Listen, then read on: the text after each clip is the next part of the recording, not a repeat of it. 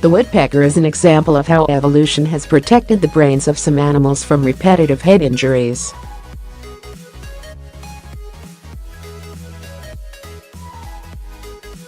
The woodpecker's tongue extends through the back of the mouth out of the nostril, encircling the entire cranium.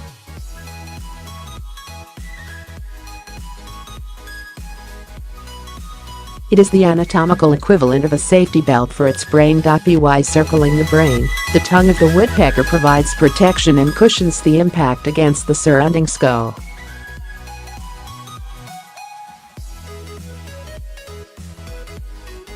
In recent years, helmets have centered around this adaptation.New research from Boston College has found that the brains of woodpeckers show increased amount of tau, a protein which is often found in humans with neurodegenerative illnesses.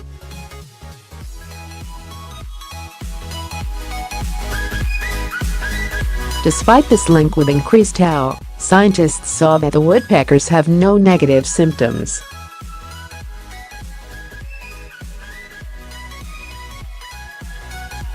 Researchers think that the woodpecker brain could help in treating illnesses such as Alzheimer's and Parkinson's.